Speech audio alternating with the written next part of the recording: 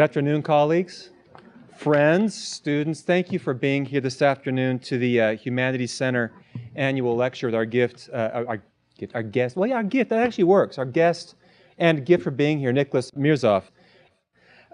Thanks, as always, to the College of Humanities, which is so generous in sponsoring these events that we have in the Humanities Center. Thanks to all of you for coming out here on a Friday afternoon.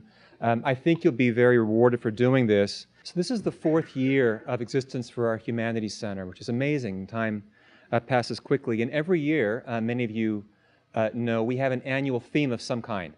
And we were asking ourselves what to do this year for our annual theme. And two thoughts were on our minds. One was that the college had changed a bit recently with the addition of art history into our Department of Comparative Arts and Letters. And that was new, and I could change for the better for our college, we thought.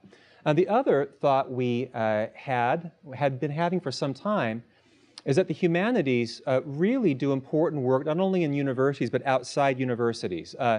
The humanities, the arts, broadly conceived, work in the world. And between art history coming over and our thinking about the work that the arts do in the world, we thought, why not have a theme this year called the work of art, with work kind of underlined. And the question was, well, who do we invite then to speak? One of these speakers was Caroline Levine of the University of Wisconsin-Madison, who was recently named, by the way, the David and Kathleen Ryan Professor of the Humanities at Cornell University. It's brand new for her, so it's next year as of she'll be at Cornell. Caroline had written a book called Forms, about the transference of forms between literature and society, that the organizing forms of, say, a novel, a narrative, also apply to social structures outside of novels. This makes literature an interesting way to gauge social forms and vice versa, a way to sort of chart the work that a narrative or a society does in organizing its citizens or its ideals. And so we had Caroline out here to give a talk in November, and she did a great job. The next question, though, was, who else do we invite? And somebody whose work has been so seminal in the field of the work art does in the world, and the work that more broadly visual things do in the world is Nicholas Mirzoeff. And so I invited him to speak. Very graciously, he said yes. Very happy for this. Professor Mirzoeff, bit of a bio on him. He earned his bachelor's honors in modern history from Oxford, and then his PhD in art history from the University of Warwick in England in 1990. And he began his career as an art historian at the University of Texas at Austin. He moved not long after that to Wisconsin-Madison and then to SUNY Stony Brook. And then in 2004, he went to New York University, where he is currently the professor of media, culture, and communications. He's a very prolific writer. His books include early books, I should say, include the book Bodyscape, subtitled Art, Modernity, and the Ideal Figure, that's Routledge, 1995. The book Silent Poetry, subtitled Deafness, Sign, and Visual Culture, that's Princeton, 1995. Since then, he's written the books Watching Babylon, about the war in Iraq and global visual culture, Routledge, 2005, and the book Seinfeld, a critical reading of the series, published by the British Film Institute in 2007. But really, it's 3 books he's written that explain why he's here today as a lecturer for our theme, the work of art. One of those books is a really central work to the field of visual culture. It's called An Introduction to Visual Culture, published at first in 1999 by Routledge. It went into another edition in 2009.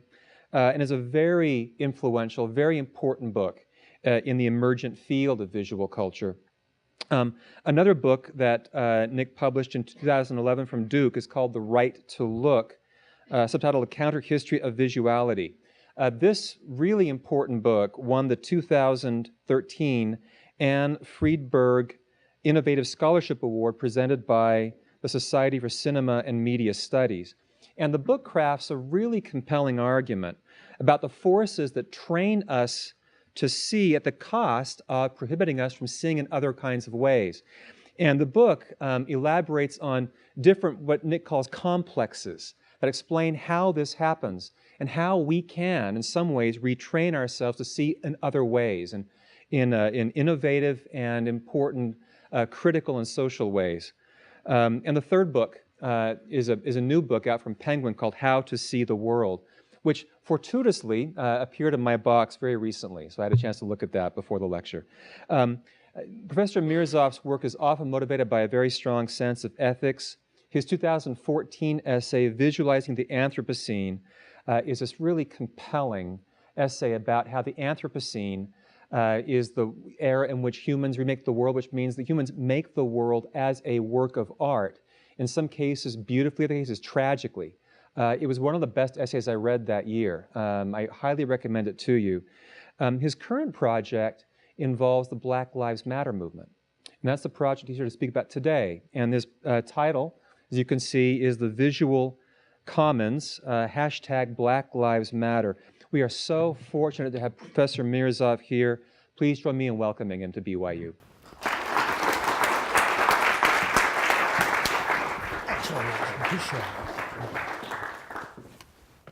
Afternoon, everybody. Thank you, Matt, for that very warm welcome. I really appreciate it. Thank you to Brooke, who did a great deal of work organizing this trip for me, and to all the folks at the back who are videoing and taping and editing away as we speak. And it's exciting to see a new humanities center come into being, mostly declining in our universities. So it's great to hear that this is the fourth and that this will continue. I'm really excited to be a part of this new tradition. And beginnings are important. And the way that you've chosen to begin, the way I've chosen to begin, as I do, and I've given this lecture now in 4 countries, we were just discussing, I can't actually quite remember how many times, but many times.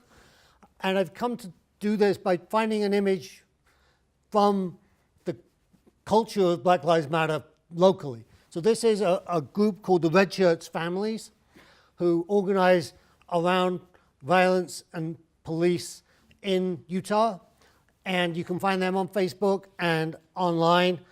They have organized around an action right here in Provo. And I also want to talk about how I began to do this work, because here we are in a quiet, comfortable academic space like this, where you're respectfully and politely listening to me right till the end. It did not begin here. It began on the streets. And it's something of a surprise to me to find myself doing this, to find myself translating that work into an academic context. But I want to show you literally where it began. This is August 14th in 2014. And this is a group of people. I'm marching across the Manhattan Bridge. And on this bridge over here, a group of folks, including 2 nuns, are doing a banner drop of the Brooklyn Bridge.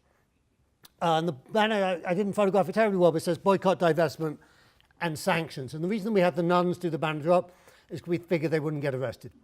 And indeed they didn't, in fact. And so this march will be news to you. You won't have heard about it unless you're a very diligent BDS activist. Later that day, in evening in New York City, I joined what's called a Wildcat March, which is an unpermitted march around the East Village. And this is 4 days after Michael Brown was shot. And you'll see that people are already using the hands up gesture, the hands up, don't shoot, which I'll talk about in a lot of detail later on. But what was so striking about that moment was how people literally ran out of restaurants, out of bars, out of their houses to come into the street to be part of this and to want to join in with it. And this is this idea that I'm going to speak about through the course of this afternoon, the visual commons, something we want to belong to, we feel called by that. And I want to speak in relation to your theme, but I want to speak very directly to it. I'm very happy to answer specific questions about that afterwards. But I'm part of an art collective called MTL, and one of the ways that we think of art work is the artist as organizer.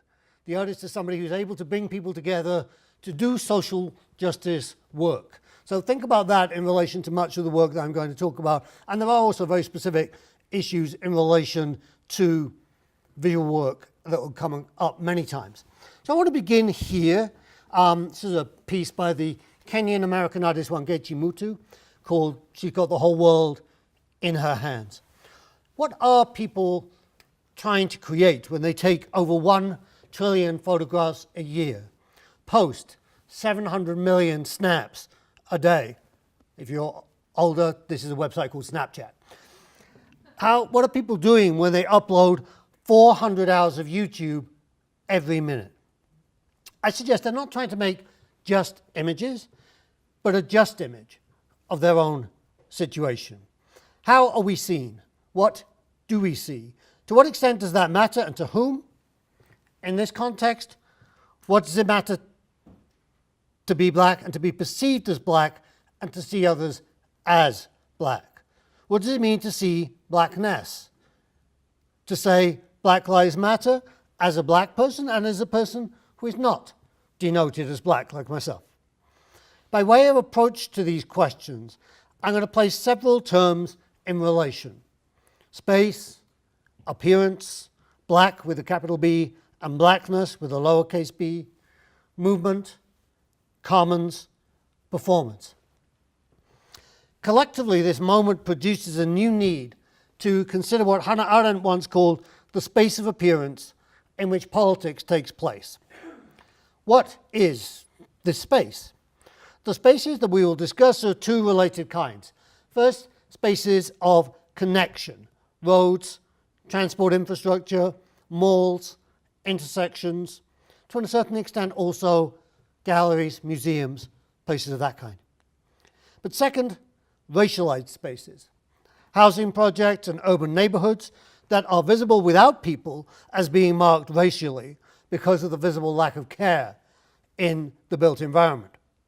These spaces, the two spaces of connection and racialized spaces, are themselves connected by the police and the prison industrial complex, which constitute the infrastructures of white supremacy. Before we appear in those overdetermined spaces, we are marked as suspects, fugitives, witnesses, or protesters. To be unmarked is to be white, which means that the police will interact with you verbally. The spaces where the marked appear are often out of sight. There's no public there, not even the all-seeing CCTV. To be unmarked is to be watched and to know that there are systems looking out for you. Surveillance cuts both ways. None of this is new. Indeed, one of the things that's most soul-destroying about it is how old some of it is. What's different is that the spaces where the marked appear are newly visible because they've all become networked via cell phone video, Twitter, Vine, Snapchat, Instagram, in a series of interactive and intersensory relays, creating what I call co-presence between physical and digital spaces. Now, Black Lives Matter began online as a hashtag. People located each other via the hashtag. And then it became interactive using online information, sharing, and then physical actions in the streets. This co-presence has made possible a commons where people and their visualized data interact, in which the material environment is actively reconfigured and refunctioned. When we make a commons, then, space is reconfigured under the axiom Black Lives Matter, and whatever media and mediations we produce are refunctioned. Since 2014, we have configured space and time and appearance into the commons to ask, when do we get free? This, you'll remember, is Bree Newsom cutting down the Confederate flag in South Carolina. And the commons appears to be spontaneous to those residing in the seats of judgment. More precisely, after long restraint and rehearsal, which we can now name as formation, thanks to Beyonce, it overflows the enormous material and physical constraints set against it at moments of intensity. It is love, surplus, beyond the frame. Because it makes common a way to be in the future, outside the enclosure, it's always becoming, always information, while being site-specific and multifaceted. Now that these moments keep coming, in which the energy contained in social and visual frames breaks out of the restraints imposed by and as the society of control, which is itself now notably out of control, I take to be the condition of the present and the hope for future years ahead. The commons today is the embodied form of the political in a networked world of global cities with majority young populations. That is to say, since 2008, most people in the world are under 30, live in cities. About 45% of the world's population now has access to the internet. By the end of the decade, that will be 5 billion, more than half.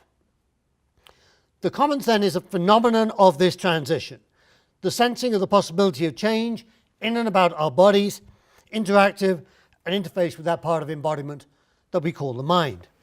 It's experienced as movement and in movements, kinetic and potential, performed in common space, intensely experienced and remembered. The civil rights movement said and performed, "We shall not be moved," for the benefit of network television and syndicated newspapers. From the Birmingham jail in 1963, Dr. King wrote, I quote, "We would present our very bodies as a means of laying our case before the conscience of the local and national community," which was done by means of media. The black body was then presented at lunch counters, on buses, and in the streets, where it was not supposed to be. And as King put it, quote, "We'll wear you down by our capacity to suffer. We will so appeal to your heart and conscience that we will win you in the process," end quote.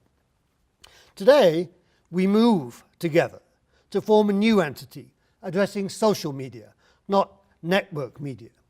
There is no longer a sense of the possibility of freedom from the performance of immobility.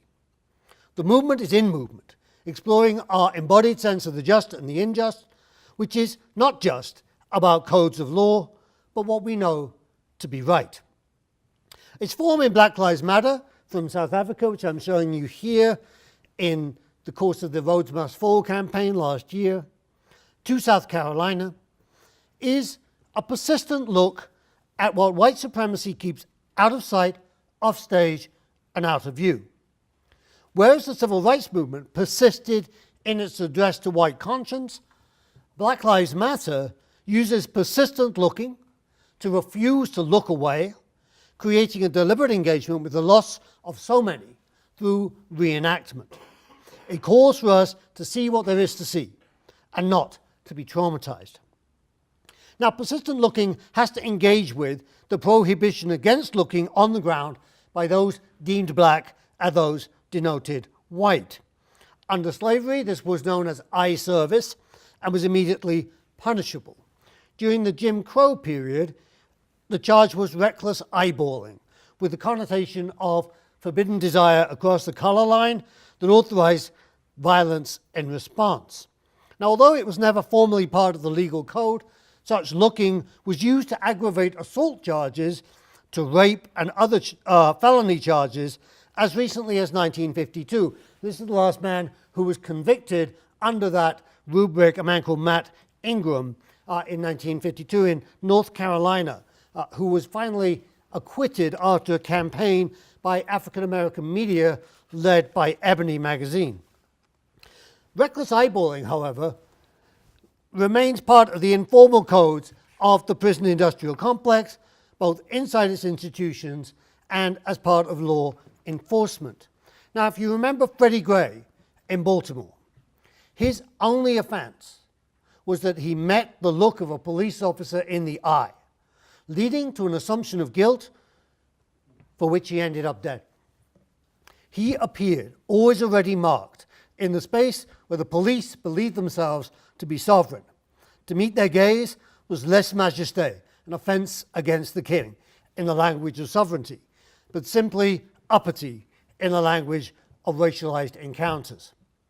Notably, Black Lives Matter protesters have described the experience of the movement as the meeting of the police gaze. For example, in Ferguson, Missouri, after the death of Michael Brown, Janetta Eli, who tweets as Netta, with lots of A's, and you should follow her, has become a key voice in the movement. And she has described how, quote, I decided to dare the police to look at the faces of the babies and the children, their dogs, which you can see here, were so ready to chase down.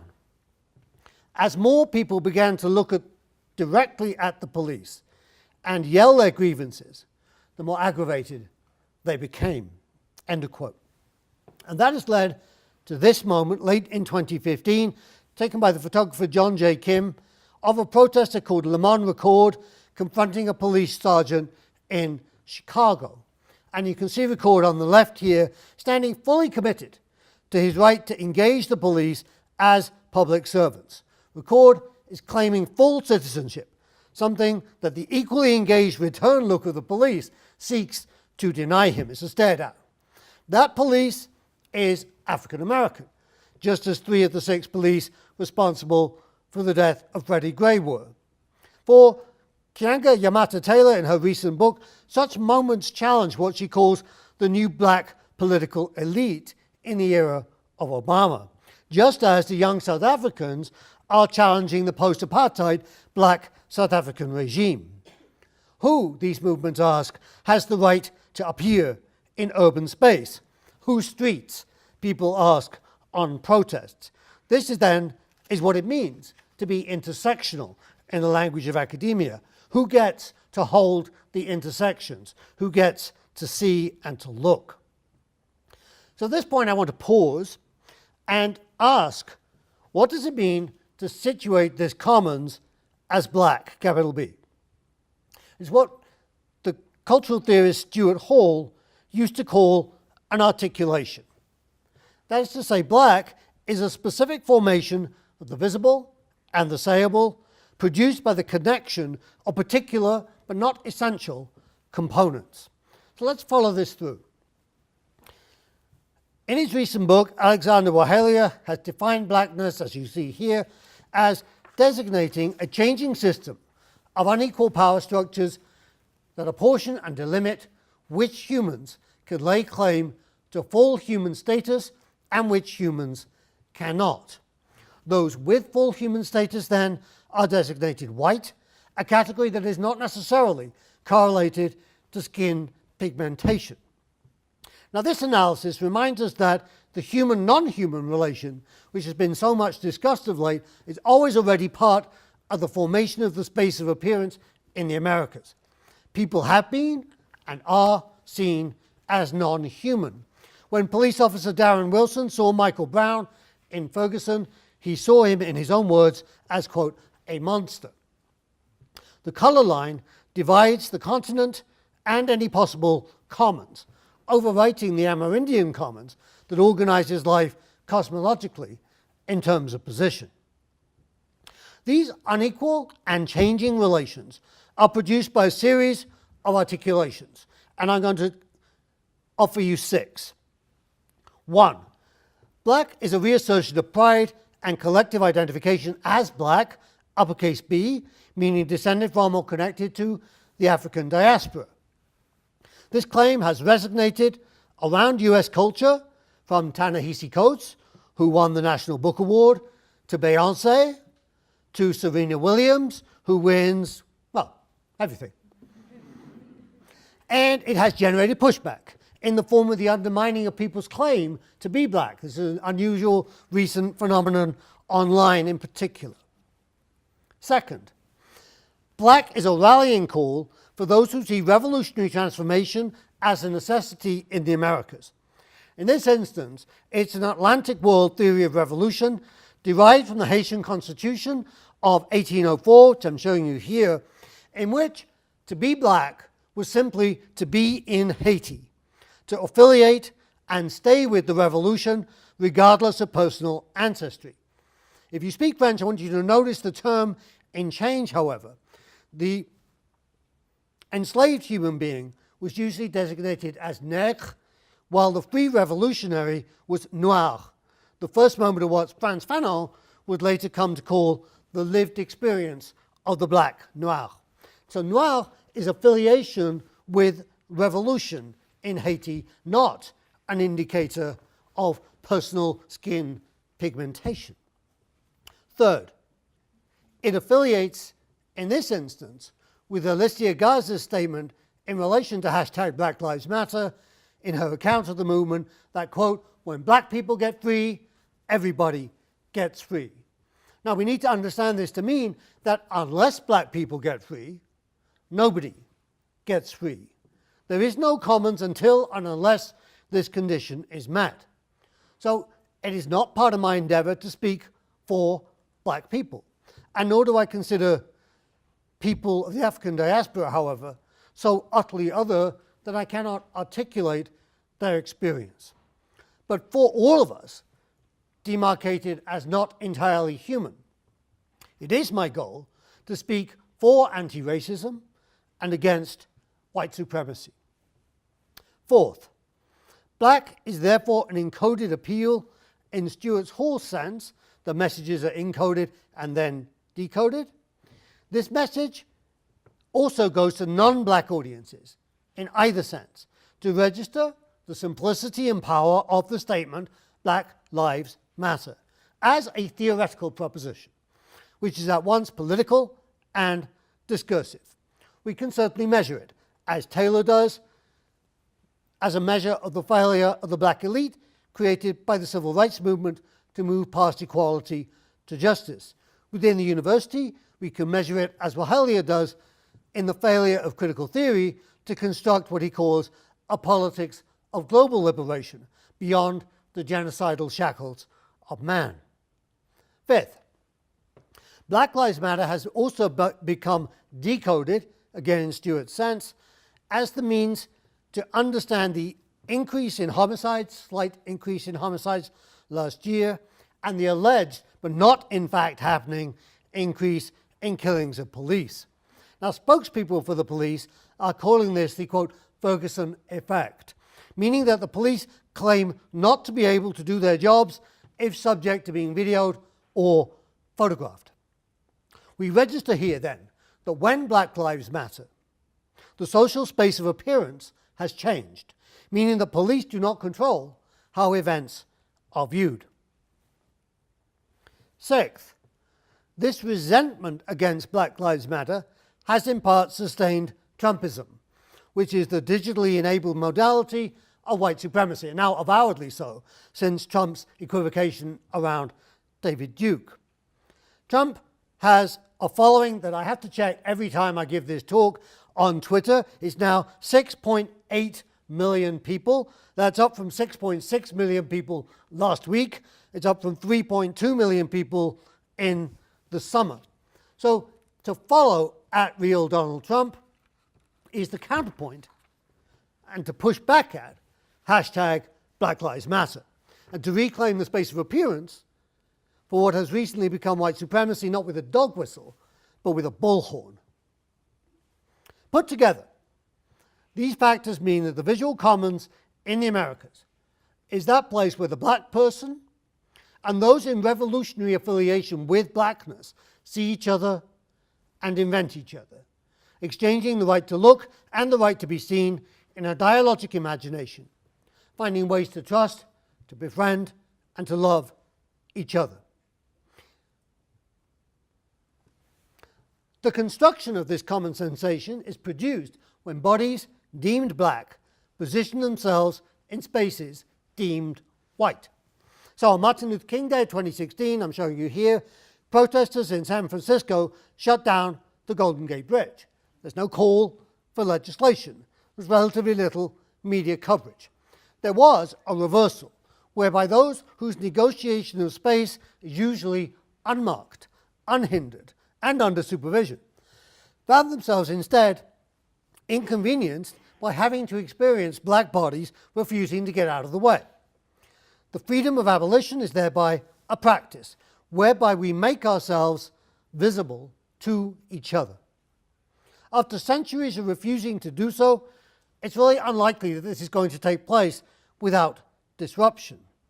The protesters, as you can see, chain themselves together, forcing the police to cut the shackles. It creates a reversal whereby then the police cut the chains of black people. revealing what Fred Moten has called the constitutive disorder of the polis, in which who can appear and who cannot is the properly political question. What does the city look like in which the enslaved, women and children, do constitute part of those with title to be seen? It will not be that mythical consensus for which our first black president has sacrificed so much, but a disorder that is not chaos, but emergent democracy. It is the mutual and open recognition of the presence of black people and revolutionary blackness, and the means by which each allows the other to invent it. So to give you a practical example, when the Ferguson uprising began, Palestinians sent messages of support like this and practical advice on how to deal with tear gas. Black Lives Matter activists later visited Palestine and have produced a video and a poem subsequently called We See Us about the experience. In other words, going there enabled a commons between Palestinians and Black Lives Matter activists. For Arendt, power was the ultimate guarantee of the space of appearance. For the commons, love in its forms of common sensation makes the network go live, creates the possibility of seeing, and thereby the possibility of freedom. It is, as love tends to be, both extremely complicated and very simple. But on that scene that might become the commons is another figure, that of the police. And this is a screen grab from a Twitter feed on the first night of the protests in Ferguson, the police forming a military line here. This police does not hail the black person, as Althusser once had it, for those of you with long memories. Nor do they say, in the manner of Rancière's cops, move on, there's nothing to see here. To be addressed in either modality is the mark of white privilege, perhaps how whiteness is now to be defined. For the black person and those gathered in solidarity with them, the police simply say, you are nothing. And this is not a speech act, but the firing of a weapon. The defiant performance of vulnerability in the face of this force has become an assertion of common strength, one directed not at physical bodies, but at the body politic. Now you'll remember that the body politic is a concept derived from absolutist theories of sovereignty that distinguish the living body of the king. Here I'm showing you that of Charles I of England, painted by Van Dyck. That body is distinguished from the body politic that never dies and can be encapsulated in the work of art. Power descends from the image of the body politic to specific bodies, those of monarchs, whose power was in turn surrogated to their instruments, such as here, the overseer on the slave camp. I want you to notice the visual rhyme between where this overseer is standing, posed with his cane, and the way that Charles is standing, equally posed with his cane. These are objects of potential, but not actual violence. Excuse me.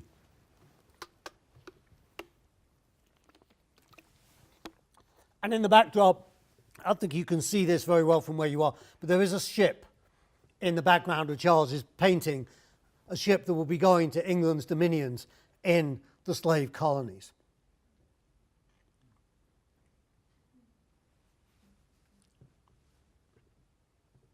Today, the carceral state, whose lineage descends via the penitentiary to slavery, is the present form of the body politic that never dies. This extension of the prison industrial complex, identified by Angela Davis, is formed by courts and all the representative bodies that go with them. Ruth Wilson Gilmore has defined racism as, quote, the production and exploitation of group differentiated vulnerability to premature death.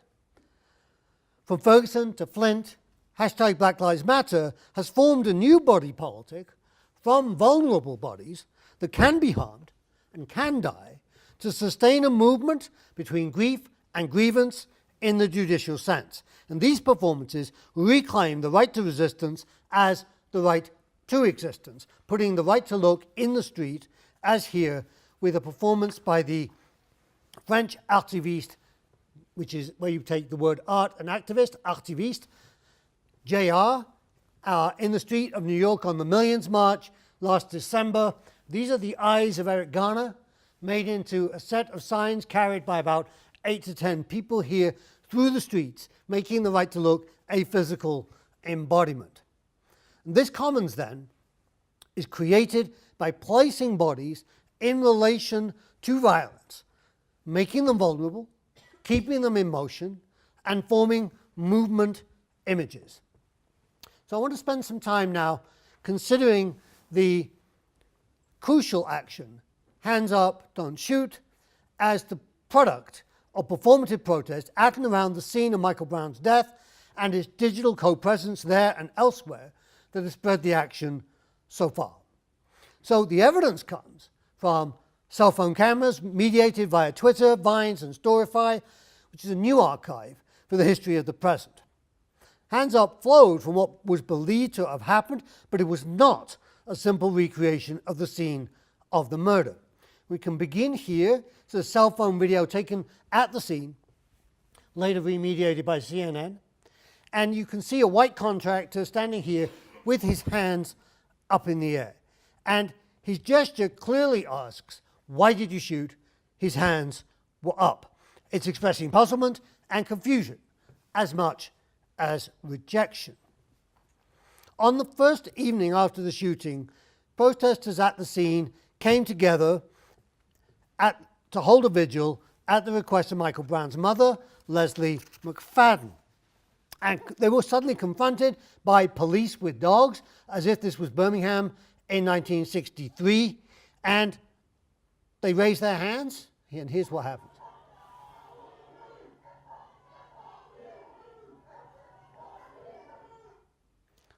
So you can hear them, I hope, chanting, "Don't shoot."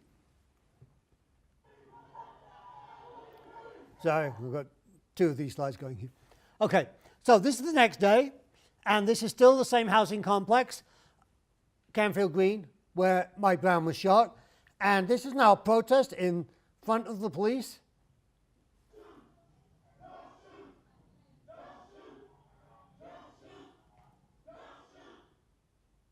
So you'll see this has now become organized into that format.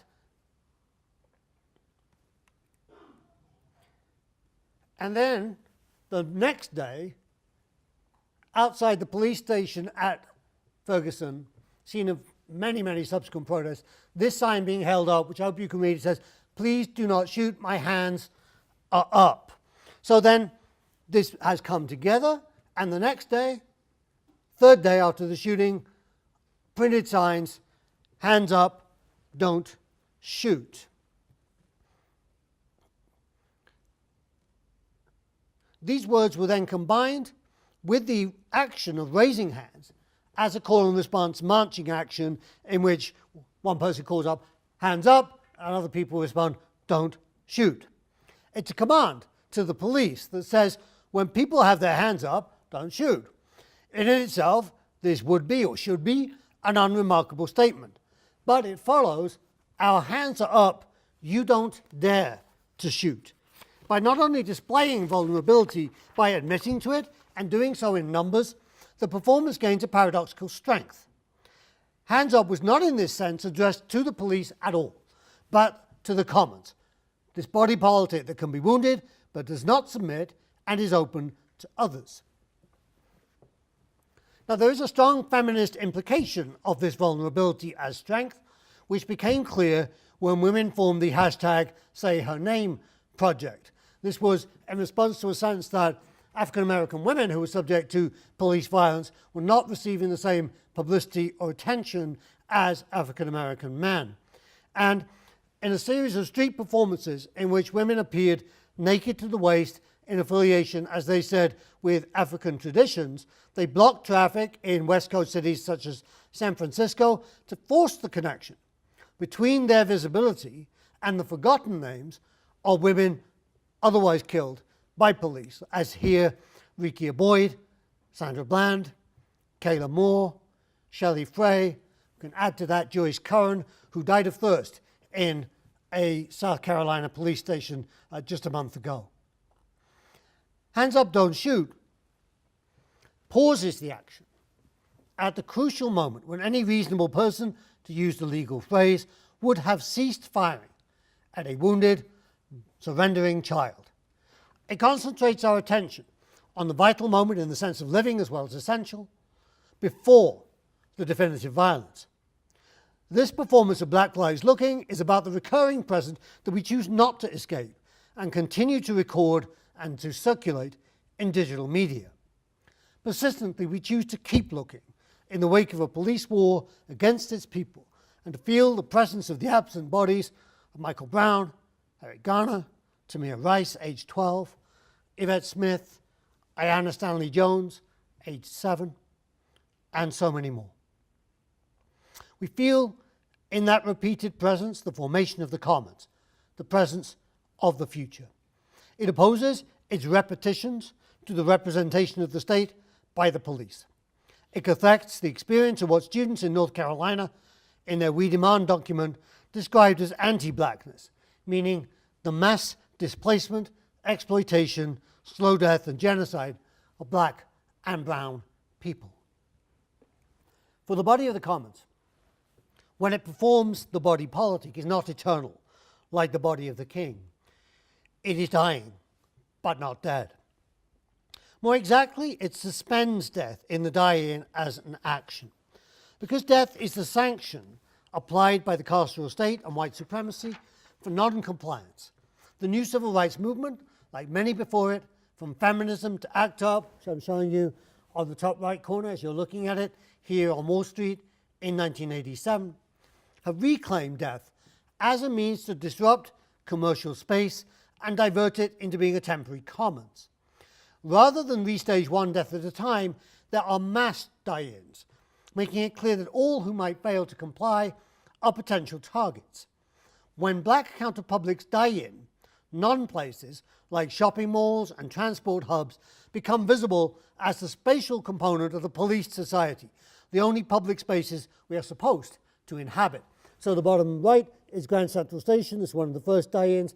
And on the left here is a large shopping mall in London where solidarity action and die-in was carried out. Performed death surrenders to visuality's dominant viewpoint from above, making each person vulnerable, but creates a paradoxical sense of freedom as you rest your body with others in space where you never would normally do so. You experience solidarity as the collective body dying in. You may choose to close your eyes, to listen to the silence, broken only by counting that does not enumerate value, but reperforms the 11 statements, I can't breathe, the last words of Eric Garner, the body of the commons dying and yet refusing to depart. In dying, but not transitioning into death, we prevent the circulation of commodities, the resumption of everyday business. These modalities of movement have their own genealogy that we need to trace. What Fred Moten has called fugitive movement is a set of embodied practice shaped in rememory of past and present restraints of the body that we can trace back to the history of slavery in this country. In New York, it especially responds to the stop and frisk tactic of the NYPD. Over 600,000 people were stopped under this regime of intensified policing, overwhelmingly people of color. And some 42% of those stops were for what was described as furtive movement, a wide-ranging category that includes, I'm serious about this, walking quickly or making changes of direction in New York City. And it's funny if you're not one of those people stopped, but it gives the police a blanket opportunity, as they were quite aware. And although stop and frisk has stopped, it's been replaced by transport checks. So that just before I came out here, I saw 5 armed police in the subway on Delancey Street, including a policeman with an assault rifle, an M16, and riot gear helmet, checking school kids to see if they had Metro cards, which of course they do because they get given them free by the New York City school system. But if they use them twice, they're technically committing an offense. So this continues. And behind this present day history lies a long history of controlling the movements and gathering of the enslaved, especially dancing, that was often prohibited except during Carnival. This event in New York City was called Pinkster, and it takes place at Pentecost. And we're doing an event in New York City this year to commemorate that. In 2015, the performance group Flexen, that's Flex with an N on the end, created an event at the Park Avenue Armory, which is a kind of upscale art gallery on the Upper East Side that was created out of a former arms depot. Kind of the work of art in action here. And their rehearsals began just days after the death of Eric Garner in Staten Island. And the whole event was conceived as a dialogue with the resulting social movement. Every performance began with an hour-long conversation between activists, community organizers, and officials of the carceral state, police, and others. Now, Flex movement is formed in and of restraint, using an impossible flexibility to escape the bounds placed on the body in a number of registers. So let me just show you a video that was made at the Armory to give you a sense of what this is about. Oops, I touched the screen twice. Try again. Thank you.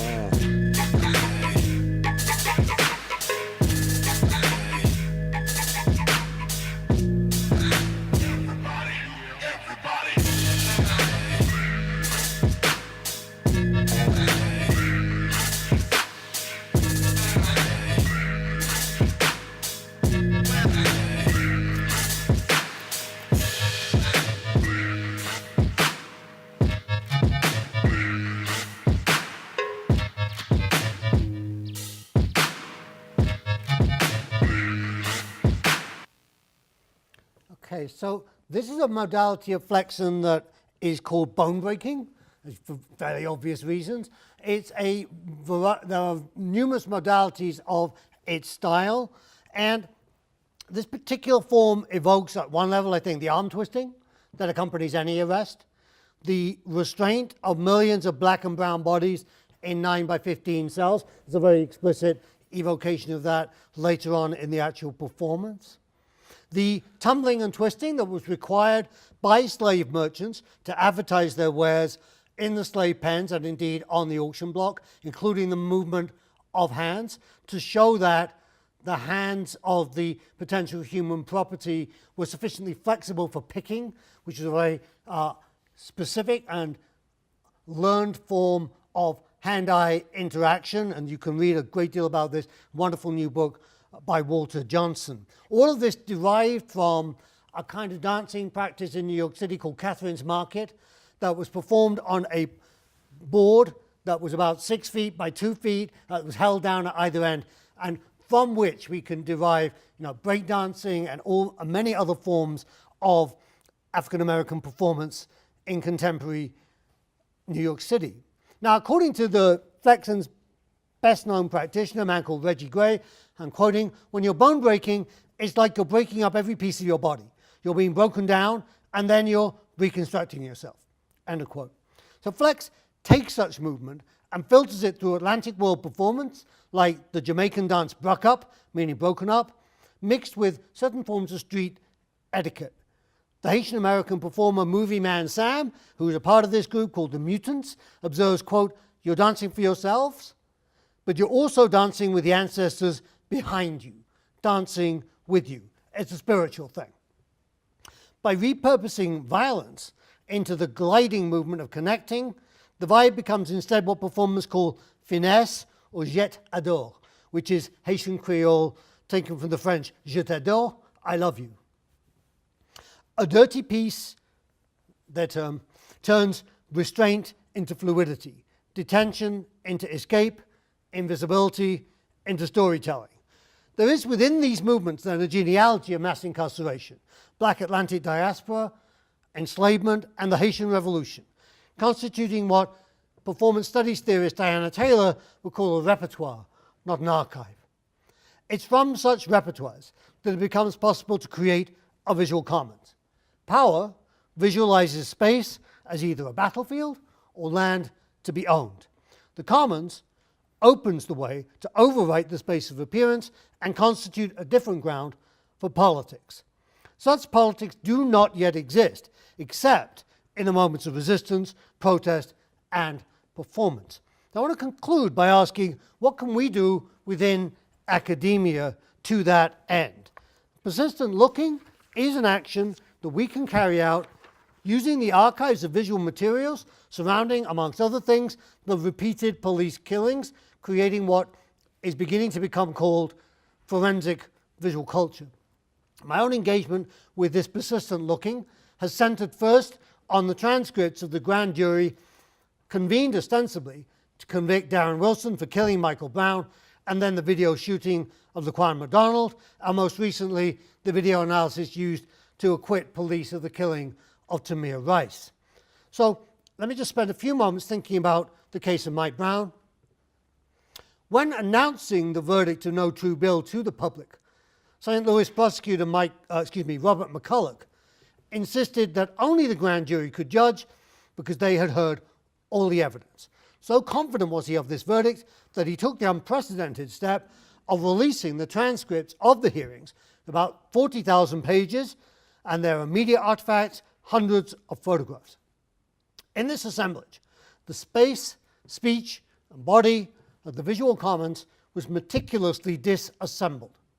By dividing the space into a series and set of judicial acts measured and classified, this photography depicts the scene from the point of view of the carceral state.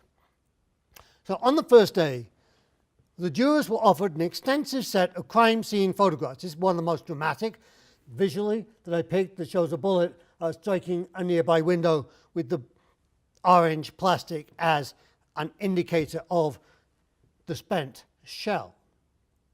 Most of these scenes were extremely banal. I showed you one earlier on of the police dogs walking in Ferguson.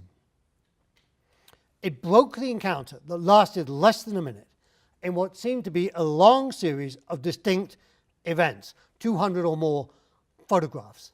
The vanishing point in this way of seeing was precisely the very body of the victim. So while there were photographs of Mike Brown at the scene and at the autopsy were shown to the jury, they were not discussed and they remain unreleased to the public. Far more attention was paid to the body and actions of police officer Darren Wilson, all of whom's photographs were released. And I'm showing you here the photographs that he himself attested in evidence best displayed what he described as his injuries. Now, the medical witnesses attested at the hearing that no blood vessels were broken on his face, despite his claim to have been struck repeatedly in the face by a man that we now know from endless repetition was 6'5", 289 pounds. The pink in his face was attributed by the medical witnesses either to him rubbing his face or having his face rubbed against his or someone else's arm.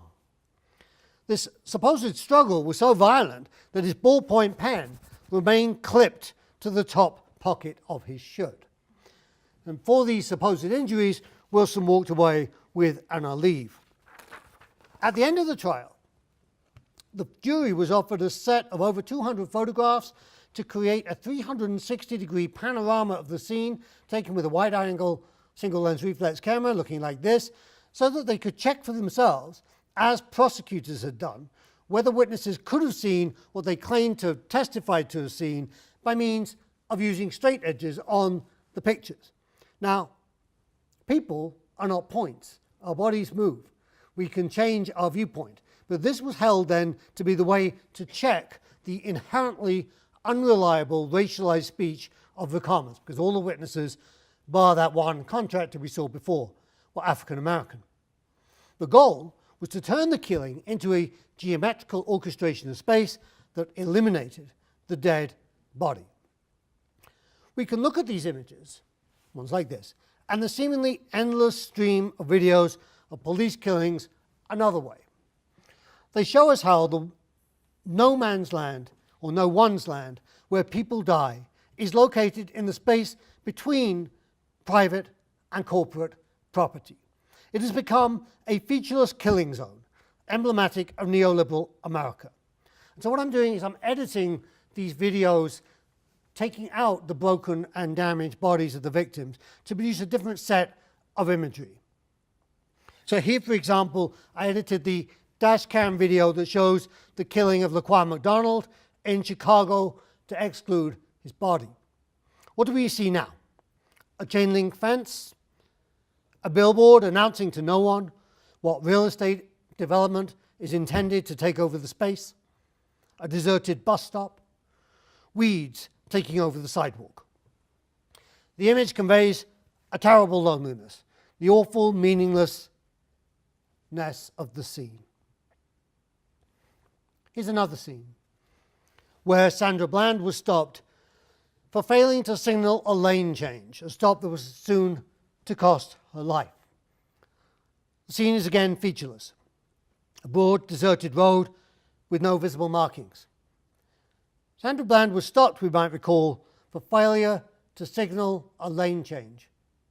To whom was she signaling this change? Utility wires dangle, awaiting the next storm to fall. The hazy white sky of climate change, southern summer. No one's land. No one cares. Someone dies. It's no one's responsibility to maintain or enhance non-private property in the United States, and so no one does. Corporate space dazzles with halogen lighting and video displays. Private houses are secure behind their alarms and CCTV. In between is no one's land, the killing zone. This bleak capturing of American reality is common to these videos that have become the defining feature of present-day life, the hallmark of American visual culture. This is American visual culture today. So while forensic investigation buttresses and supports the logics of Black Lives Matter, it can only make sense as part of a wider movement towards common sensation and the possibility of the commons. I understand and support tactical moves to limit the violent action of the police as a short-term goal, but remember, both these scenes that I'm showing you here are taken from dash cam videos. Police cameras are not going to stop police killings. A strategic view wants to see something else after all these deaths and investigations and yet more deaths. We now realize that paradoxically, to have no racist police would mean having no police at all as we currently know them. Anthropologically, most human societies have not had police. In adopting Eric Garner's words, "This stops today," hashtag Black Lives Matter asked us to begin to value democracy in the sense of rule by those always and already without title to power. Our title is our breathing. When we breathe together, and we do so persistently, both to remain alive and to sustain the commons, requiring a new abolition movement, the abolition of the prison industrial complex and the abolition of the police. Now, these goals appear as unlikely today as the end of the slave trade did when campaigners published a visualization of the slave ship Brooks in 1783. But by 1807, the slave trade was formally illegal. Despite that, we do know, of course, that slaveries continue to exist even today, and the mass incarceration is one of them. That is why we continue to make the impossible demands for abolition and reparations that would amount to a revolution in the way we live now. I'll close there, but it's not over. Be unbounded. Shut it down. Black Lives Matter. Thank you.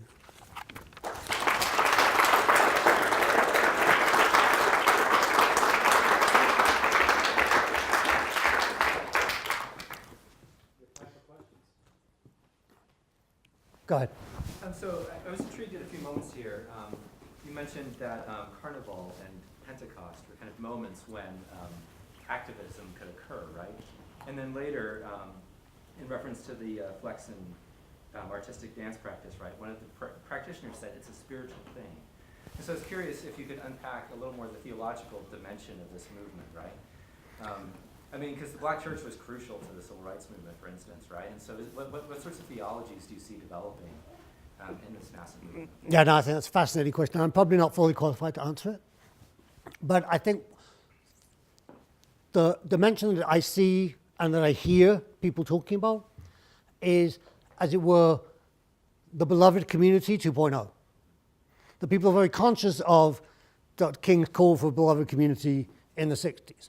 And they're conscious of when King repurposed the movement after the passing of the Civil Rights Act and the Voting Rights Act in 1964-5, we celebrate that now. But if you look back at the documents from the time and you read, for example, in Taylor Branch's fabulous history of the movement, you'll realize that movement activists at the time felt they had lost, that they had been outmaneuvered, that they hadn't actually gained any of the things they were looking for in 1965, which is when we tend to end the history of the movement, right? So we have the movie Selma and it ends and everybody's happy. But, so what was King calling for? King called for a revolution. That was the word he used. And he said it needs to focus on three things. It needs to focus on the abolition of poverty, on the end of materialism, and on the end of militarism. And that those three things would create the possibility of a beloved community. Now, that got sort of actively forgotten. That version of Dr. King got actively forgotten. And I think you see people today speaking about that again, but in a slightly different register, because the difference, I think, between Beloved Community 1 and Beloved Community 2.0 is that in the 60s and indeed until very recently, the movement has been willing in both African American and general context to take its leadership from appointed figures. And one of the things that you've seen most notably, particularly in Ferguson, but I think elsewhere throughout the movement, is people saying, you know what, thank you very much, but we're going to take it from here. That it's not going to be a question of the self-appointed civil rights leadership coming down and taking it on. And that's going to mean a challenge to people, because that's going to mean the typical Ferguson activist is young, poor, may well have a police record, doesn't dress in a nice suit and tie like Dr. King did, but has baggy pants or tatty clothes, and may well be queer. So 2 of the 3 women who founded Black Lives Matter are out and proud queer women. So this is a challenge both within and without the black community, to recognize people as they are, where they are, and how they're negotiating with themselves. Can we have a beloved community in which people can be who they want to be? Or can we only have a beloved community in which people conform to an imposed standard of respectability? That's, I think, to me, the question. But the big theology of this, I don't know. And I mean, I'd be very happy to learn from you about it. Oh, I have to learn more myself. Okay, so we have some work to do. Good. What else do people have? I know people have to go and don't feel. And this is an odd way to do this discussion with like me on a stage and you down there. I realize that is totally weird. But you know, the mic and the camera and all that thing. Yeah, go on. When you were showing the pictures of the die-ins, I was kind of struck suddenly when you were talking about the freedom that people receive from doing that and the way they change the public space.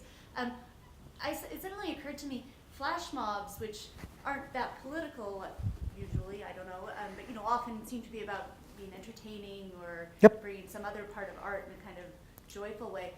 It seems to be the same sort of experience. So I guess I'm interested if you've thought about the connection. Yeah, no, they're very similar. Die-ins are very much a modality of flash mob. But the distinction I think you want to draw here is that most flash mobs are one-off, that they want to go and do something and say, ha, got away with that. Where the point about the die-in is the repetition effect. That one die-in, that's interesting. A die-in every week on Tuesday at 6 o'clock, which is what we did in Grand Central Station, week in, week out, not forgetting, not persisting, staying with it, right? That creates a different set of effects. So they're very similar. And just, you know, by way of example, the Grand Central die-ins were coordinated by a group called Artists for Justice, African-American performance group, and they did trainings at an art gallery space called Smack Melon, which is in Dumbo, and there was a show there that was organized by Dred Scott. In that space, people were trained how to do die-ins. And then you go and do them at Grand Central Station. Right. So they're very much like flash mobs, but there's a particular kind. And it reminds me, there's a kind of flash mob that, for example, in Aotearoa, New Zealand, there was a practice of doing the haka, which is a Maori war dance, in white commercial suburban shopping malls. So people will be, you can Google this on YouTube, they're amazing. So you'll see this kind of footage of, people doing their usual thing, Forever 21, whatever it is, and suddenly, out of nowhere, people suddenly start performing the haka, which is a very powerful thing. And it's done before the police have time to arrest them and they're gone. The die-in, people are not going to be worried too much about whether they get arrested or not. Although, interestingly, I don't remember, at least in New York, I don't think they ever did arrest anybody, which is surprising, because the NYPD are not shy about arresting people. And I think there was something about they felt themselves to be interpolated by what they saw. They knew, right? They knew. And so there was this window between the moment where the Mike Brown grand jury came back with no verdict and that strange and peculiar killing of 2 cops by this guy who drives up to New York City from Baltimore, in which the police just were hands off. They wouldn't touch us because they knew if anything happened, then something would kick off into another register. But yeah, the flash mob is exactly right. Yeah, it's performative bodies in protest. Yeah. In Cook's Between the World and Me, he talks a lot about black bodies and uses this phrase. It's a very visceral image, I think. And I noticed you use it a couple times in your presentation, and I see it sometimes in social media. And I was wondering if maybe you could speak to how this phrase is used almost as an image to kind of affect both within and without the black community. Yeah, I mean, so this is a way of thinking about the actual existence of white supremacy.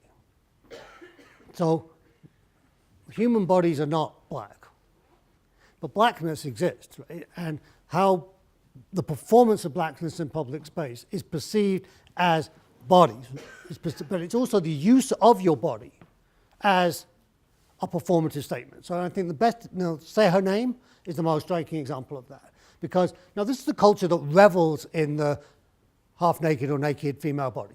I mean, this is it sells pretty much everything.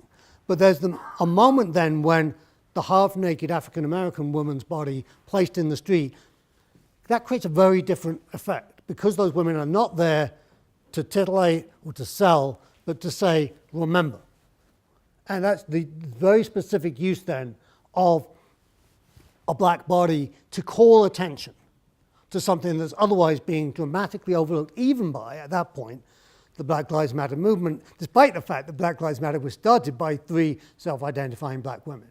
But these questions are extremely, your question is exactly the right one, I think. What does it mean to say black? I mean, that's been the interrogation that I've been wanting to work on. Who gets to identify themselves as black uppercase B, which I would never do. But how is that circulating through the culture? And when will white people get into a space where they can see that? That's the question that continues to circulate. So thank you for that question. Yeah, go on. I like your use of the word recognition, right? Because it points towards rethinking. And I've been thinking a lot about how, if we're going to riff off of Coates, those who believe they are white, right? How they have seen or failed to see these performances, or how their vociferous response of all lives matter, etc., the Fox News mantra, how that is evidence of this willful unseeing, and so how can we get past that? These performances are so there and so visceral, but there's still this resistance to recognize. What's the tipping point? There's resistance because this is about something. This is not performance in the sense of, a play. This is a performance in the sense that a political outcome is at stake here. And so a statement like All Lives Matter is an absolute recognition of that. There was a Blue Lives Matter poster campaign where college campuses around the country, large posters will put up hashtag Blue Lives Matter and pictures of police. So it's very clear to both sides of this debate, as it were, but that's too mild a term, of this war, let's call it what it is, that this is a war, and that the outcome will change the way, or maintain the way, that it is to live on an everyday basis in the United States. And that's why I'm saying that, ending with this set of footage where I don't want to show, and going back to your question a moment ago, there has to be a limit to the number of broken black and brown bodies that we circulate in spaces like this. I mean, there was a time when, an earlier version of this talk, when it was still very unclear to people why Darren Wilson had not been indicted, that I would show in silence, without speaking to it, a photograph of Mike Brown.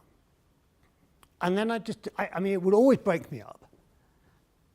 And then I felt, you know what, I don't have the right to do that. I actually decided against that. I decided this is not the appropriate, even if it's being used in the service of this better project. The better question to ask is, how do we do what you're talking about? How do we break this sense that if you're not a person that white supremacy identifies as black, you can still say Black Lives Matter? That's the question, right? And that's work that isn't the work of African American people to do. It's the work of other people to do. That's why I'm doing the work that I'm doing. To say, what does it mean to be not just like not racist, but anti-racist? What does anti-racist work actually involve? And it means calling this out persistently. And I think persistence is the point here, because this has been going on for 400 years. So no one should expect this to come to an end after a couple of marches or even some really good actions, right? But I do get the sense that the social movements that have been in dialogue with each other around the country since, let's say, Occupy, have been able each time to kind of generate a greater momentum. I think we're seeing some of that in the current situation. And I insist that we mustn't give in, and this goes back to your question actually also too, to saying that there's no possibility of hope. Hope is militancy. And militancy that Dr. King described is persistence. It's staying with it. And it's not easy. I never promised you it would be easy. But I think there's a point at which, and I hear this from so many people, right, that once seen, you can't go back. That there's a point at which you have to say, I can't just go back to business as usual, the way that we were before we kind of worked this out, that we didn't get past white supremacy in 1965, that we're still in it. That changes, or should change, all the work that we do, even if none of the work that you do deals with African American materials of any kind, perhaps especially. Yeah? I feel like a potential Trump nomination might be one of these opportunities for those who are outside of, I'm not black, but it's an opportunity to speak up. Sure. And I've watched, the past several weeks have been lots of news stories and posts online about Black Lives Matter protesters in Trump rallies being physically accosted. Mm-hmm. And I wonder if you could talk about some of the ideas you discussed here in that context, and how you see the conversation here about Black Lives Matter protesting in a very different, literally white, as white as you can get white space, like a Trump rally. Yeah. I don't know if I have a question here, but I'm interested No, in what you said this you do. hour, I get it. And those videos in particular, because you didn't bring them up, but I think they pertain a great deal. Which videos? For instance, the young black woman who was pushed and shoved. Oh, yeah, yeah, sure. Okay. Recently, there was a black man punched in the face by a 73-year-old white man. Right. Right. So I think a couple of things about this. I think in an early Trump rally, there was a young African-American woman who showed up out of curiosity. She was immediately shuffled behind Trump so that she could be visible to the cameras to say, see.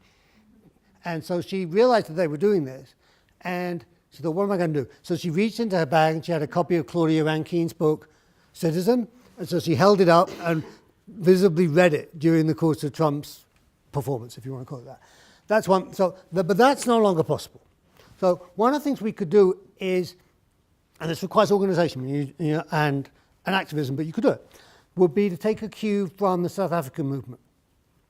In South Africa, when the Rhodes Must Fall movement got going, the idea was to remove from the campus of the University of Cape Town, which is one of the leading South African universities, the statue of Cecil Rhodes, who's the sort of arch-imperialist and racist extraordinaire, from the campus because the black South African population found it offensive. And this was widely controversial, and in the actions that led up to this, white South African students developed a tactic of surrounding black protesters as the police were coming for them to say, you're going to have to go through us to get to them. So a way of organizing this would be if an African-American group decided they want to do a protest at a Trump rally, for a group of white supporters to go with them and to stand, as it were, outside them, to put your bodies in between them and Trump's. That's putting yourself at risk. I understand that. But I think they're going to be less likely to hit you than they are to strike. You know, I mean, she was quite old, that African-American woman who got pushed by the Trump guy, right? And, you know, Trump is whipping it up. I mean, in this kind of, you know, he has some chant, Trump, Trump, Trump, and all the rest of this. And this is what happens when contradictions heighten. So the contradiction of a society that calls itself multicultural, tolerant, all the other words that will be in your university handout, and the reality of what institutions are actually like has become heightened by the deliberate action of Black Lives Matter to say, no, we're not going to, it's a refusal gesture, right? No, we're not going to accept this equivocation anymore. And in a very paradoxical way, though, which I mentioned in the talk, Trumpism is not a surprise to me. It's exactly what I would expect.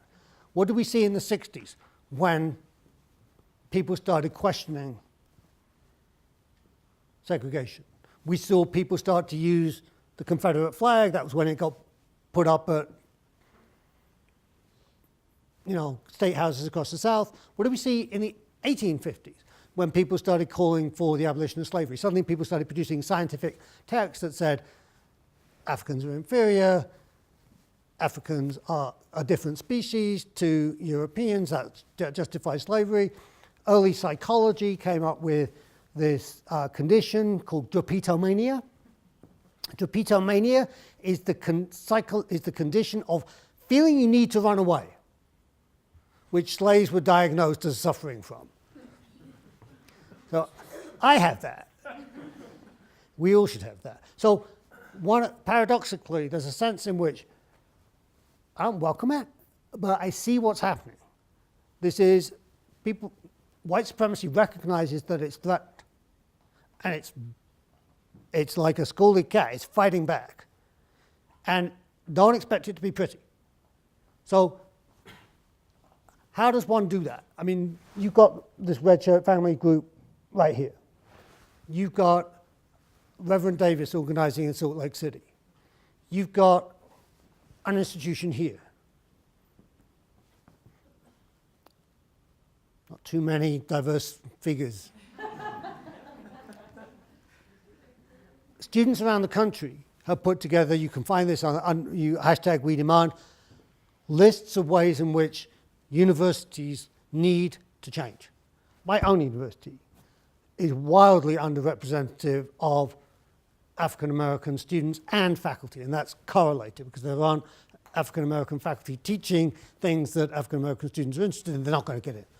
And we're repeatedly challenging our administration to do better. What have they done so far? What all universities have done so far, they give more money to the Multicultural Center, whatever the hell that is. I don't even know where it is. But we are not giving that up. So what we're doing is, in a group of people that is, because of the nature of our university, is wildly underrepresented of African American people. It can't be a majority African American group, although it is a diverse group. We have this group called Reclaim and Rename, hashtag Black Lives Matter. And what we're doing is we are making visible the histories that are incarnated locally. So Washington Square Park is a park that is named after George Washington, who was a slave owner. But it's also a place where there's an elm tree that was the site of the last public lynching in New York City. It also was historically, in the 17th century, it was known as the land of the blacks. It's not a particularly nice name, but it was this place that the Dutch set aside for what they called half-free Africans, who were half-free because they were free, but they had to grow food in order to supply the Dutch to stop them from starving. So what we want as a group, is for those histories to be visibly remembered, right? So, what histories need to be remembered in the physical spaces that you're in here? I don't know, I'm not from here. But they exist, I know that, right? What histories can be recalled, renamed, and reclaimed, and how then do you open the space? And who needs to be brought in? What regulations need to be changed? All of that can be done without setting foot outside the campus. So that's a long answer to your question, but I felt like it was a big question. Yeah, go on. I was so struck by seeing a picture of ACT UP on the day of Nancy Reagan's funeral today, but it reminds me of recent criticism of the film Stonewall, in which the hero of that movement is recast as a white gay man, but still white, blonde hair, blue eyes, when it was really black transgender people who started. Reacted to the police absolutely. and were attacked at Stonewall. And so much of the power of this movement, as you've explained, is kind of anchored in the very corporeality. And so how do you prevent those kinds of abstractions and sanitized retelling? Right. People preferring now are nostalgic for Dr. King and his well-dressed freedom marchers, and see a total disjunction between those kinds of groups in the 60s and the Black Lives Matter activists today.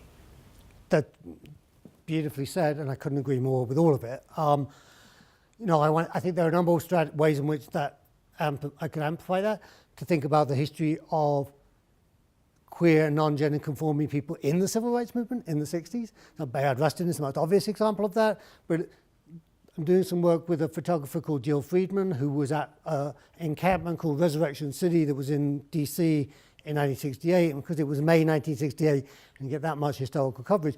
But some of her photographs clearly depict gender non-conforming or queer people, and who are, because there's a commons between them, because she's an occupier and they're occupiers, they're allowing her to take those photographs in the way that the mainstream news photographs are just, they mostly show mud. They're not particularly interesting. But the first point that you made is, absolutely crucial, that Black Lives Matter, I think one of its strongest features has been to insist on this violence as being particularly directed at trans bodies, at queer bodies, at non-gender conforming bodies, also native bodies, we should say now. And people are starting to make that statement. This may be a place of resonance here, that per capita, police violence is most directed at native bodies in the United States, even if the absolute numbers are low. But per capita, more native people are dying in police custody than any other group. So we need to stay with all of these things. We need to start expanding these stories and figuring out, in these histories of carnival, one of those histories is always about gender nonconformity and queer practice. And, there's nothing more queer than carnival, right? So, and dance, and performance, and embodiment, and how you carry yourself, and all of those things. So, I couldn't agree more with all of that. The history of ACT UP itself has also been sanitized to a certain extent. And one of the distinctions I want to draw here would be the failure of the Occupy Wall Street movement to come to terms with exactly this. Occupy was begun by a much more diverse group of people than we later managed to sustain. The trans people, the people of color, mostly left. And that you're seeing that in the Sanders movement now, Those are the Occupy, the core Occupy people are the people organising Sanders' movement. And guess what? It's straight white people who are mostly interested in that movement. I mean, good luck to Bernie. He reminds me of my granddad. But if he could have managed to figure out, to not say black people live in ghettos, or if he could have managed to say that not every black person lives in poverty, then maybe he would be getting more than 20% of the black vote, and then he would actually win the nomination, you know. But there is then this kind of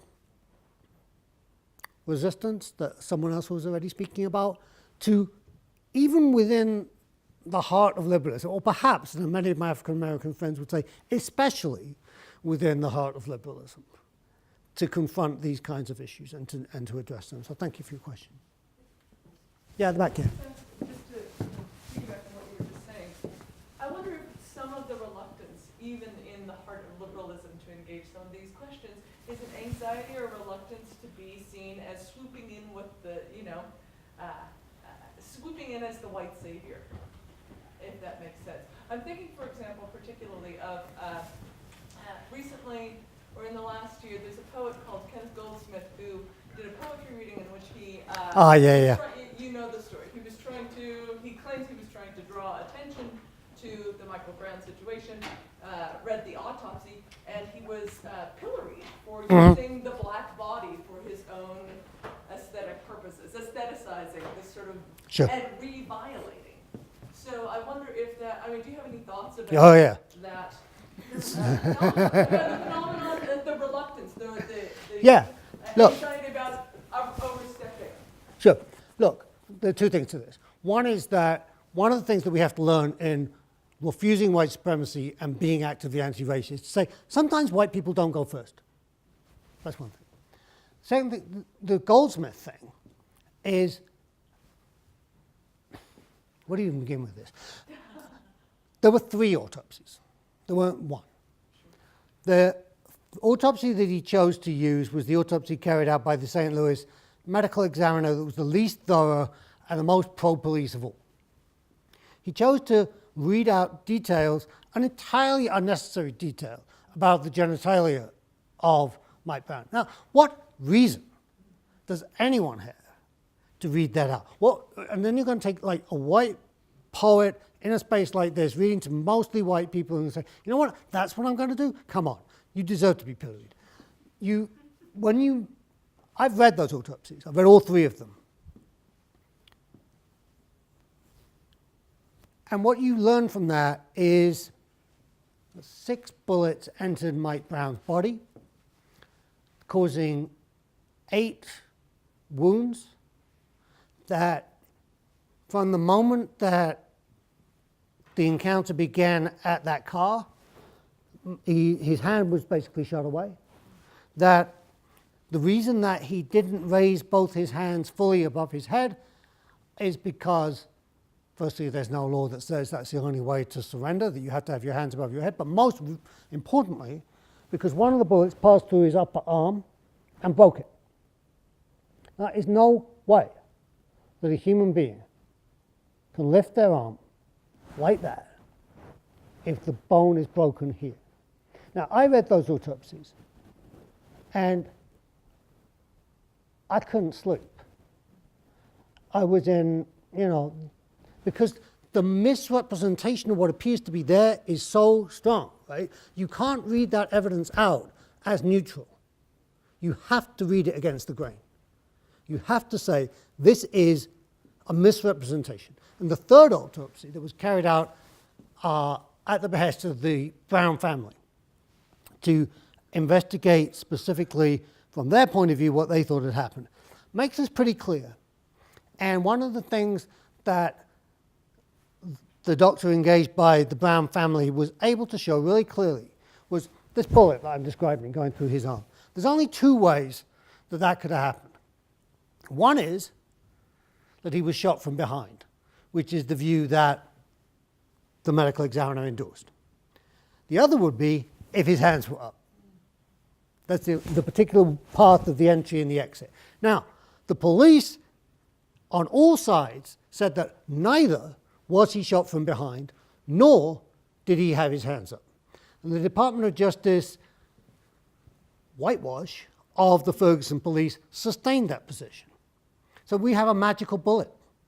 We have a bullet that enters and breaks a young man's arm, making it impossible for him to surrender in the way that he is supposed to have surrendered. That wasn't fired because no bullets were fired from behind and no bullets were fired when Mike Brown's hands were up. So if Kenneth Goldsmith's going to read those autopsies, he damn well better read them. And one of the things that makes me, you can see I'm not getting cross with you at all, I'm getting cross with him, and thank you for raising this question. Good. I think that Kenneth Goldsmith overstepped, but I'm just saying that I think that there is in reaction, or that's a poster child for a larger reluctance. Sure, but let me finish this point. Yeah, because what I think you can do, and I think what you should do, if you have the reading skills of someone like Kenneth Goldsmith, exemplary, right? I mean, to read in detail, to read resonance, to know what words mean, and you read that archive, I can't believe that you can open any of those documents and not feel that you had a duty as a scholar, as an artist, as an activist, to represent that work in a different way, because it's lying. And you know that from page 1 of document 1, because what's going on the first minute of the first day at that grand jury hearing is they're showing, the prosecutors are waffling on about what is it that the medical examiner does. Talking and talking and talking. If you actually read the archive, what's happening, in fact, is that the jurors have been handed a document. And that document is an on-the-scene account by the medical examiner of what the police, i.e. Darren Wilson, told him had happened.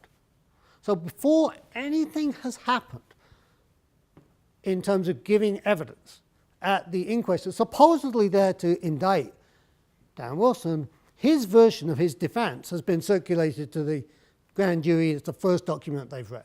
Now, I want a reader as skilled as Kenneth Goldsmith to find a way to dramatize that for me, to make it real, to make it come alive. I can tell it as a historical account, but he's an artist, right? I mean, I want this to come alive. I want this to happen. And we know artists who have done things like the Guantanamo transcripts, Abu Ghraib transcripts, have been performed to make them meaningful. We could do this. I mean, this is something that anybody could do. These documents are widely available on the internet, and all the people appearing for the state and for the police are white. There's all kinds of possibilities to do that. So what struck me so strange was precisely that when I looked at this, I thought, I'm called to do something about this precisely because I'm a scholar. I have this training, which I have as a result of my privilege. I'm quite clear about that. But because I have privilege and because I have training, I can approach this material as an archive. It's deliberately confusing, the way that they present this stuff. It's not transparent. But if you have historical training, if you have training with how to use text, how to relate text and image, you can make it make sense. So why not do that? Why turn the fallen body into a sexualized object? It just seems like a very, very strange choice. That said, I've said tons and too much because it's just, look, I get it. I get what you're saying. I get that you say that people feel I shouldn't be the person that takes the lead on this. Correct. The second thing, though, is to say, who is taking the lead? What do they want me to do? And they've been really pretty clear about this. What they want you to do is to challenge white supremacy wherever you see it. And to do that work for them. Because they don't think it's the work that they should be doing. And that, I think, is work that we can do. And then we have to learn then, as I said before, to listen, to figure out what are the appropriate things for us to do, where do we put our bodies when called upon to do so, and what actions might we learn from that, and to work through collectively, not individually, because I think it is hard as an individual. That's what, again, civil rights movement used to do this. SNCC used to have meetings where they did this for a year before they did the sit-ins in Greensboro. They practiced it. What would it be like? What would it feel like? And you can do that. So, for example, I've done trainings of die-ins that were mentioned before. And what was very striking to me about doing those trainings was that the people who felt least comfortable doing it were people of color, because it was too real. It was too imaginable. So one of the outcomes then was that when those actions took place, you might use people not of color as the people who do the die-ins, where the people of color would be the people sustaining the chants or policing the edge or doing other performative actions because they felt more comfortable doing that. And those are things that you wouldn't have known without working it through together, right? I'm sorry, that's a really super long answer, but. All right. Please join me You gonna call it? in thanking Okay. Professor Mirzoeff for this fantastic talk on the work of art. Thank you.